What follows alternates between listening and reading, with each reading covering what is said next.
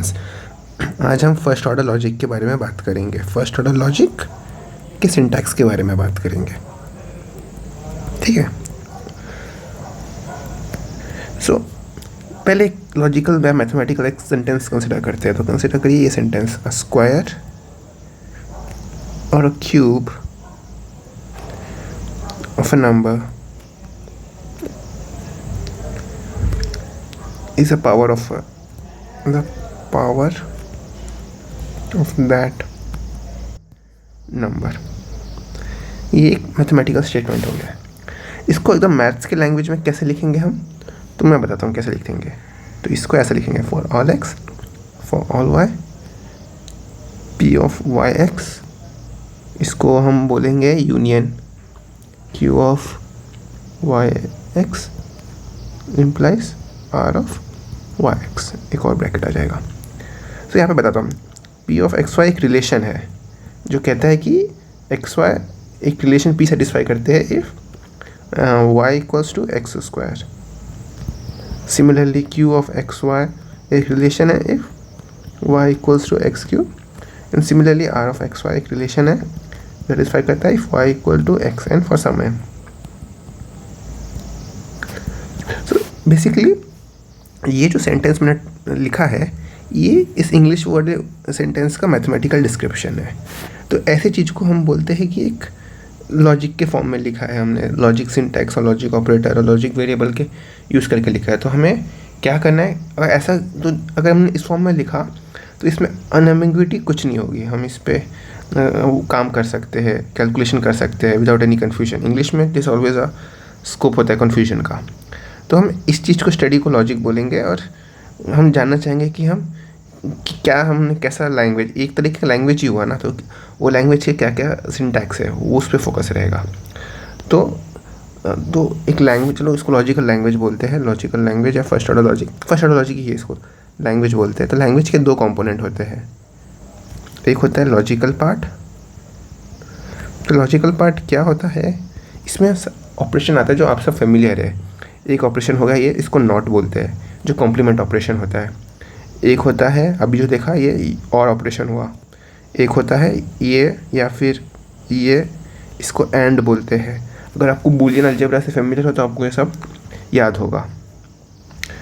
And हो गया, और नॉट हो गया, एक हो गया, इसको बोल देंगे कंडीशनल कि इफ़ देन वाला कंडीशन हो गया और इसको बोलेंगे बाई कंडीशनल, ठीक है। In addition to this, sorry एक और दो चीज़ भूल गया।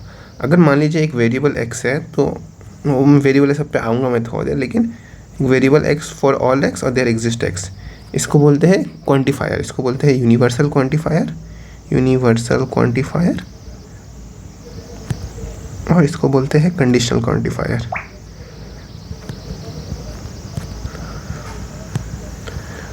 और एक चीज़ है जो कि लॉजिक का पार्ट नहीं है, मैं थोड़ा देर में एक्सप्लेन करूँगा, बट हम फिर भी इसको लॉजिक में डाल देते हैं। इसको बोलते हैं आइडेंटिटी ऑपरेटर। टेक्निकली लॉजिक में नहीं, रिलेशन में आएगा, जिसका मैं अभी एक्सप्लेन करता हूँ कि क्या मतलब हुआ। तो इस पर थोड़ा भी फिर से फोकस बाद में आऊँगा। एक तो लॉजिकल पार्ट हो गया, अब दूसरा पार्ट हुआ नॉन लॉजिकल पार्ट। तो नॉन लॉजिकल पार्ट में क्या होता है, तो पहले एक रिलेशन समझ जाते हैं कि एक रिलेशन क्या होता है। एक रिलेशन एक ये चीज़ होता है कि अगर ये एन ट्यूपल वाला है, एन ट्यूपल नहीं एन आर्ग्यूमेंट लेता है मान लीजिए, तो इसके पास एक एन ऐसे लेगा। तो जैसे कि हम एन ऐसे वैल्यूज़ लेगा, मैं थोड़ा वेग हूँ स्पेसिफिकली, अभी थोड़ा समझ जाएगा एज ए गो ऑन। जैसे कि ग्रेटर देन एक रिलेशन है, तो इसका ये दो वैल्यू लेता है, जैसे कि एक्स है और वाई है, तो बोल सकते हैं। तो जैसे कि हमें पता है कि इसका अर्थ ये हुआ कि if X is greater than equal to Y, तो हमें इससे पता चलेगा कि 5, 10 इस रिलेशन में बिलोंग नहीं करता है, बट 10, 5 करता है, सो ऑन फोर्थ। तो इसको रिलेशन बोलते हैं।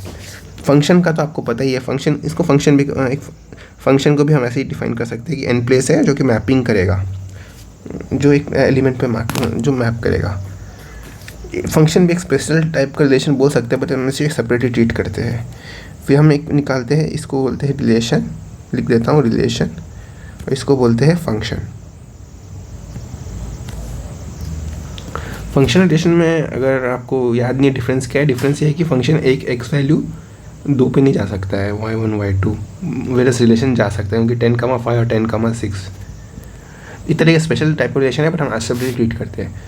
तो एक हो गया फंक्शन रिलेशन हो गया, फंक्शन हो गया, एक वेरिएबल हो गया, वेरिएबल हो गया एक्स ऐसे ही जो हम अंडरस्टैंड करते हैं, एक्स हो गया, और एक कांस्टेंट होता है, कांस्टेंट को हम ए बी सी डी वाला इसको ऐसे डिनोट करते हैं एक्स वाई जी।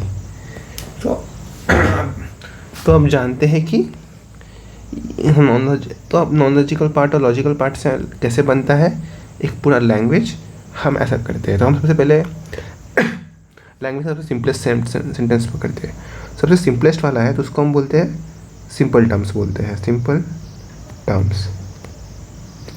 इसको ऊपर ले लेते हैं। सिंपल टर्म्स हो गया कॉन्स्टेंट्स एंड वेरिएबल्स, जैसे कि X Y Z A B C, सब सिंपल टर्म्स हो गया। अब सिंपल टर्म्स से हम एक टर्म्स बनाएंगे। टर्म्स कैसे बनेगा, फंक्शन लेगा और एक t1 जितना भी अलाउड हो पोजीशन tn वे ले सकता है, और वे ti या सिंपल टर्म्स। तो इससे हमारा टर्म्स बना। टर्म्स में भी इस पर मैं एलाबोरेट फिर से करूँगा। दो प्रकार के होते हैं, क्लोज और ओपन। तो ओपन है जब इसमें एटलीस्ट वन वेरिएबल होगा, at least one variable t1 t के जगह पे, नहीं तो फिर क्लोज होगा, ठीक है, दिस या दिस। अब वंस आपके पास टर्म्स आ गया तो अब आप फिर उस टर्म से एक नाउ कंसिडर रिलेशन कीजिए। रिलेशन एक आर है, हम इसको अभी एक सिंपल फार्मूला बोलेंगे। अभी सिंपल फार्मूला हो गया कि एक आर रिलेशन है जो कि इसके पास n आर्ग्यूमेंट्स आ सकते हैं, लेट्स से ti बोलेंगे आर्ग्यूमेंट को, वह ti आर टर्म्स। तो टर्म्स मैंने जो ऊपर डिफाइन किया था वो अभी इसमें लग के आर में लग के ये जो दिस एंटायर थिंग इसको सिंपल फार्मूला हो जाएगा, ठीक है। सिंपल फार्मूला में आर में, हाँ अभी मैं भूल गया बताना आपको, लेकिन जैसे कि ग्रेटर देन इक्वल टू एक रिलेशन था, उसे इक्वलिटी भी एक रिलेशन ही हो गया। और इसका स्ट्रिक्टली मतलब होता है कि x equals proper identity relation हो गया, मतलब एक्स वाई और एक्स सेम चीज़ होना चाहिए। इस पर भी एक्सप्लेन करूँगा। तो जैसे कि मैंने डिफाइन किया, इक्वल टू एक रिलेशन है जो नॉन लॉजिकल पार्ट में आना चाहिए, बट हम फॉर कन्वीनियंस इसको लॉजिकल पार्ट में लेते हैं, ठीक है। अभी मैं डिफाइन करूँगा कि फ़र्क एक और पॉइंट्स पे एलाबोरेट करना है, तो थोड़ी देर में करता हूँ अभी। तो ठीक है, सिंपल फार्मूला हो गया। सिंपल फार्मूला से अभी फिर फार्मूला मेजर फार्मूला, तो सिंपल फार्मूला से बड़े फार्मूला पे कैसे आएंगे। तो हाँ, यहाँ पे अभी अब तक हम सिर्फ नॉन लॉजिकल डोमेन में थे, मतलब नॉन लॉजिकल चीज़ों से हमने अभी तक रिलेशन यूज़ किया है। अभी हम लॉजिक वाले सिंबल यूज़ करेंगे, जैसे कि मान लिया आर एक रिलेशन हो गया, एस एक रिलेशन हो गया, तो फिर आर यूनियन एस। आर एक यूनियन नहीं था एक्चुअली, वो एक कंजंक्शन और डिसजंक्शन वो बोलते हैं उसको, इसको डिसजंक्शन बोलते हैं और एंड को कंजंक्शन बोलते हैं, ठीक है।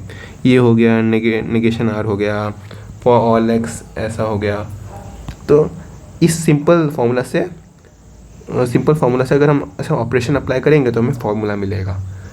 तो हो गया। तो ऐसा करते करते हमारे पास collection of all such formula terms, आप समझ गए ना, जो हम क्या क्या क्रिएट कर सकते हैं उसको लैंग्वेज बोलेंगे। Language will be collection of all that. तो इसमें एक बात बोलना शायद याद नहीं था कि ये सब डी एन्यूमरेबल है, मतलब सब काउंटेबल होंगे। Number of constants, number of variables, number of functions, number of relation, सब काउंटेबल होंगे। सब ये सब मतलब universe of this is countable, और उसी का एक सबसेट लेके हम एक लैंग्वेज क्रिएट कर रहे हैं। फुल सेट भी ले सकते हैं, बट हाँ इन जनरल एक सबसेट ले से भी काम होगा। नेक्स्ट चीज़ अभी इंटरप्रिटेशन बोल सकते हैं। इंटरप्रिटेशन कैसे, तो मान लीजिए एक सेट एम है, तो हम बोलते हैं कि इंटरप्रिटेशन अब करेंगे, तो डेल्टा एम से भी, ये मॉड एम से भी डिनोट करते हैं। इंटरप्रिटेशन का ये अर्थ हुआ कि हम मीनिंग दे रहे हैं सब वेरिएबल्स को। सो एक्स क्या है, ये रिलेशन क्या है, सब तो एब्स्ट्रैक्ट टर्म्स में है ना। तो जैसे कि अगर मान लीजिए हम नेचुरल नंबर, एक एग्जांपल तो नेचुरल नंबर, जो कि हमने पहले भी देखा है नेचुरल नंबर का। तो नेचुरल नंबर मतलब एक्स वाई जी सब वैल्यू नेचुरल नंबर्स लेंगे, कांस्टेंट भी एक नेचुरल नंबर होगा, variable X Y A B सब नेचुरल नंबर्स होगा, रिलेशन भी ओवर नेचुरल होगा, रिलेशन ओवर नेचुरल, फंक्शन भी ओवर नेचुरल होगा, नेचुरल नंबर्स है सब। हाँ, तो एक इंटरप्रिटेशन आ रहा है ना, क्योंकि हम विजुअलाइज कर पा रहे हैं कि क्या है। ये सब डेफिनेशन है, सब एब्स्ट्रैक्ट था, अब इसको हम इंटरप्रिटेशन दे रहे हैं। ऐसा नॉट जस्ट एक इंटरप्रिटेशन है, बहुत सारे इंटरप्रिटेशन है। यहाँ पे मैं इक्वालिटी के बात पे फिर से आता हूँ कि जैसे कि हम आर्बिट्री कोई भी ट्यूपल लेके, मान लीजिए टू आर्ग्यूमेंट वाला रिलेशन है, तो हम आर तो कैसे भी डिफाइन कर सकते हैं ना, यानी आर्बिट्री आर को ऐसा कलेक्शन ऑफ ट्यूपल से डिफाइन कर सकते हैं। लेकिन same is not true for equal to एक जेन्युइन आइडेंटिटी है, मतलब x इक्वल टू एक्स ही रहेगा और हो नहीं सकता है। तो बस ये पॉइंट याद रखना। तो यही थोड़ा सा इशू है, इसलिए हम लॉजिक के पार्ट में ले रहे थे rather than नॉन लॉजिकल। ठीक है, तो इंटरप्रिटेशन हो गया। अब इससे लैंग्वेज बन गया। और क्या चीज़ बचा? फॉर्मूला, सब फॉर्मूला, जैसे कि मान लीजिए एक्स कंसिडर कीजिए, ये फॉर्मूला एक्स, इसका मीनिंग निकालने की ज़रूरत नहीं है। तो कोई भी सब पार्ट, अगर सब पार्ट भी तो फॉर्मूला हो सकता है ना। जैसे कि हम फॉर्मूला के ऊपर मल्टीपल फॉर्मूला को कंस्ट्रक्ट करके बड़ा फॉर्मूला बना रहे हैं, तो उसका सब पार्ट है उसको भी हम सब फॉर्मूला बोलते हैं, सब फॉर्मूला। तो इसका ज़रूरत इसलिए है क्योंकि अगर हम इस फॉर्मूला को एग्जामिन करें तो इसमें हम, जैसे कि हमने किया था, एक वेरिएबल टर्म है, एक कांस्टेंट टर्म है। कांस्टेंट टर्म का इन सम सेंस वैल्यू रहता है, वैसे वेरिएबल टर्म का वैल्यू नहीं होता है। बट जस्ट बिकॉज वेरिएबल, इसका ये मतलब नहीं कि वैल्यू नहीं, क्योंकि हम वेरिएबल को एक और कॉन्टेक्स्ट में यूज़ करते हैं, जो मैं बहुत पहले आया था, जो था कि there exist for all X and there exist X. तो एक्स तो नॉन लॉजिकल पार्ट है वेरिएबल, लेकिन हम लॉजिक पार्ट में ले रहे हैं। तो इसका for all X is not same as a variable X. इसका अर्थ ये हुआ कि सारे वेरिएबल पे एक चीज़ ट्रू है, या फिर एक एग्जिस्ट करता वेरिएबल उस पर ये ट्रू है। तो ऑल्दो वेरिएबल ऐसा रेफरेंस ले रहे हैं, लेकिन एक एक्चुअल में वेरिएबल नहीं है। तो इस फॉर्मूला में तो इसलिए वेरिएबल भी दो तरह के हो जाते हैं एक तरीके से। अगर फॉर्मूला में रीड करेंगे तो फ्री और बाउंडेड। फ्री का मतलब वही जो हम यूजुअली समझते हैं कि फ्री है, can take any values. Bounded मतलब वही जब देयर एग्जिस्ट या फॉर ऑल एक्स से अगर रिलेटेड हो तो वो बाउंडेड हो जाता है। ओके, वो बस वेरिएबल नहीं है, इट्स जस्ट कि शॉर्ट हैंड है, एक्चुअल में वेरिएबल से एक्ट नहीं कर रहा है। तो इस फॉर्मूला में देखेंगे तो यहाँ पे